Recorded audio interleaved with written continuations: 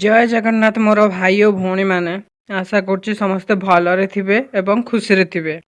उत्कल बाल आश्रम रिक्रुटमेंट 2025 उत्कल बाल आश्रम तरफरु आसी सारी नुआ वैकेंसी जो थी कि हेल्पर वर्कर एवं अन्य आहरी अनेक वैकेंसी रही चलतु जानिबा एहार ओवरव्यू डिटेल्स।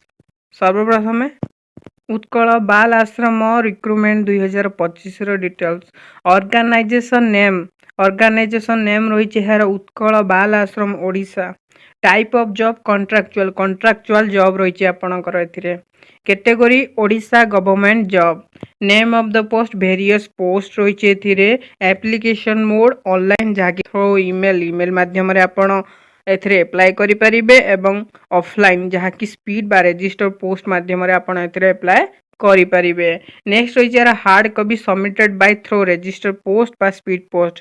आपण जो फॉर्म टी को अप्लाई करिवे जदि आपण ईमेल माध्यम रे अप्लाई करूचंती तार जो हार्ड कॉपीटा रहिला बी आपण जदि ऑफलाइन भी फिलअप करूचंती डायरेक्ट आपण रजिस्टर पोस्ट बा स्पीड पोस्ट माध्यम रे ही आपण एहाकू अप्लाई करि परिबे। Who can apply all Odisha candidates ओडिशार समस्त पिला एही पदवी को आवेदन करि परिबे। Place of posting Odisha Odisha रे ही रही यार place of posting. Last date रही यार 18/9/2025 18/9/2025 पूर्व ही आपन को यह अप्लाई करिया पई पड़िबो। नेक्स्ट रही यार gender both male and female candidates उभय पुओ एवं झियो एही पदवी रे आवेदन करि परिबे। नेक्स्ट रही यार इलिजिबिलिटी क्राइटेरिया सर्वप्रथम आसिला एजुकेशनल क्वालिफिकेशन रे फास्ट रही यार केस वर्कर।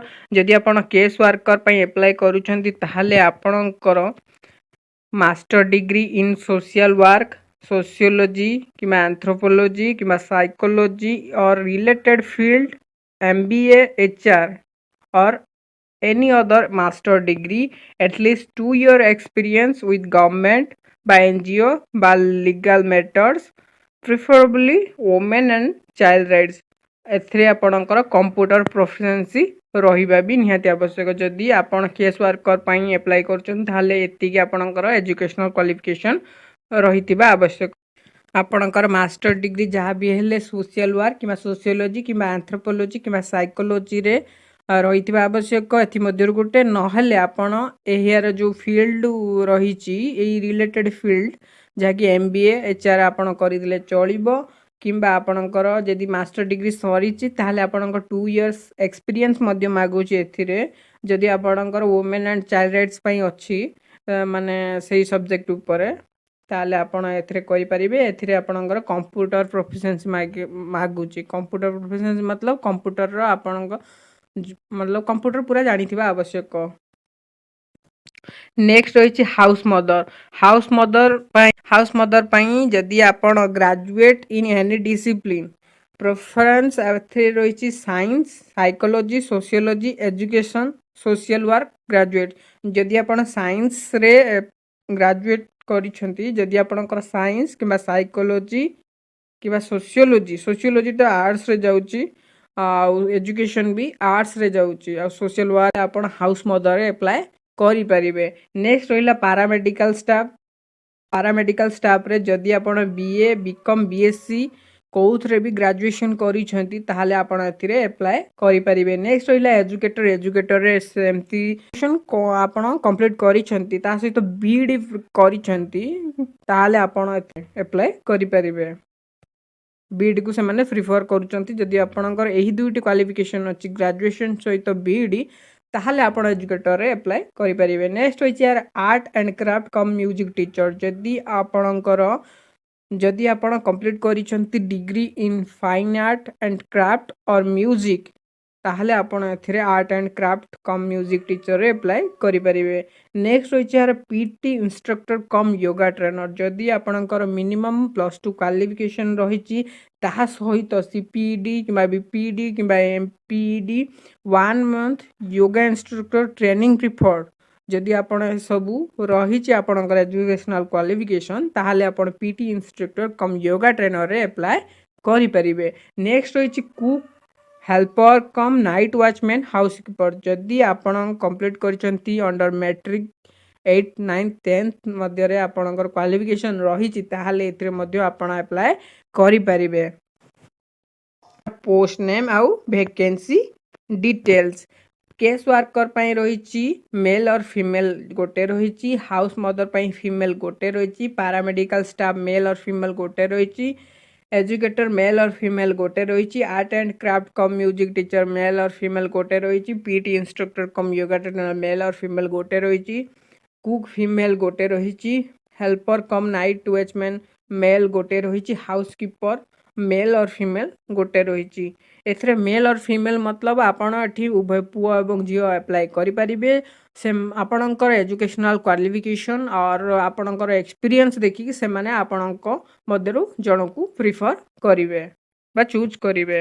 नेक्स्ट रही एज लिमिट यार मिनिमम एज रही 21 वर्ष मैक्सिमम एज रही 45 वर्ष एज रिलैक्सेशन मध्य रही गवर्नमेंट्स रूल्स अनुसार ओबीसी पिला मानक पई 3 वर्ष रही एसटी एससी पीडब्ल्यूडी पिला मानक पई 5 वर्ष रही एक्स सर्विस मैन मानक पई 5 वर्ष रही डी प्लस एससी और एसटी पिला मानक पई 15 वर्ष रे एक्स्ट्रा एज रिलैक्सेशन रही। नेक्स्ट आम जानिबा सैलरी विषय सैलरी रही केस वर्कर पई 23,170 टंका हाउस मदर रही 14,564 टंका पैरामेडिकल स्टाफ रही 11,916 टंका एजुकेटर रही 10,000 art and craft cum music teacher रे 10,000 PT instructor cum yoga trainer रे रही 10,000 कुक रे रही आपणकर 9,930 टंका हेल्पर कम नाइट वॉचमैन रही 7,944 टंका हाउसकीपर मध्य रही 7,944 टंका। नेक्स्ट आम जाना यार सिलेक्शन प्रोसेस रे आपणकर कौन सी एथिरे एग्जाम दबाकू पड़ो ना नो एग्जाम अच्छी जहाँकि मार्क बेसिस रे आपणकर क्वालिफी मतलब आपणकर सिलेक्शन रही नो स्किल टेस्ट कौन सी टेस्ट आपणकर जो कंप्यूटर प्रोफिशिएंसी मागी से कौन सी स्किल टेस्ट करा नहीं लास्ट होची डॉक्यूमेंट वेरिफिकेशन आपणकर मार्क बेसिस रे सिलेक्शन हम आ थर्ड रे आपणकर डॉक्यूमेंट वेरिफिकेशन रहिबो। ये थिला टोटल आपणकर रही 100 मार्क जहाँकि सेकेंडरी पाई रही 10 मार्क वेटेज हायर सेकेंडरी जदि आपण पास करिसेंती 15 मार्क वेटेज ग्रेजुएशन पास करथिले 25 mark weightage then post graduation करथिले 30 mark weightage any other professional course जहाँकि आपण प्रोफेशनल रे आपणकर जो कंप्यूटर आईटी कंप्यूटर सर्टिफिकेट से सब थिले 10 मार्क वेटेज आपणकर रहिबो एक्स्ट्रा वर्क एक्सपीरियंस थिले आपणकर 10 मार्क वेटेज रहिबो। नेक्स्ट रहिबो इंटरव्यू जहाँकि आपण जे भी सिलेक्शन हेबे शॉर्ट लिस्टेड हेबे मार्क अनुसार से मानकर इंटरव्यू निया जिवो इंटरव्यू नै सला परे आपणकर वेरिफिकेशन हबो सर्टिफिकेट गुडा करो।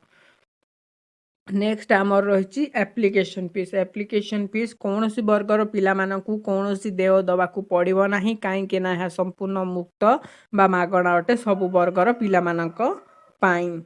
रहा यार इंपोर्टाट डॉक्यूमेंट्स रे आपणकर 10th श्रेणी सर्टिफिकेट जहाँकि 10th सर्टिफिकेट एंड मार्कशीट रहिबो +2 सर्टिफिकेट एवं यार marksheet caste certificate Aadhaar card resident certificate self attest passport size photograph आपणकर रहिबो। नेक्स्ट रहिबो यार इंपोर्टाट डेट रे आपणकर apply start date already started हो साइलानी अप्लाई लास्ट डेट यार रही 18/9/2025 18/9/2025 पूर्व ही आपको यह अप्लाई करने पड़ो। यार अप्लाई लिंक आमर व्हाट्सएप चैनल अच्छी जदि आप आमर व्हाट्सएप चैनल टी जॉइन करना निश्चित जाकि जॉइन करनियंतु कहीं लाटेस्ट जॉब अपडेट आपको सर्वप्रथम मिल जिवो एवं यार अप्लाई लिंक यार नोटिफिकेशन ऑफिशियल नोटिफिकेशन लिंक मध्य मु आपनको आमर व्हाट्सएप चैनल रे देदेवी।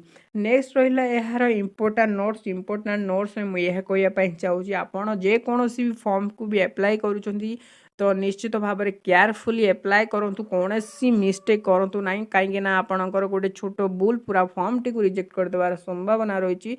सो बी केयरफुल जितेबाला भी आप फॉर्म टी फिलअप करुँच केयरफुली फिलअप करूँ एवं सठिक तथ्य दिंतु आपणकर रियल जहाँ सब नेम डेट ऑफ बर्थ आपण फादर मदर नेम जहाँ भी सब रियल रही से सब रियल ही दिंतु कौन सी मिस्टेक करूँ नहीं।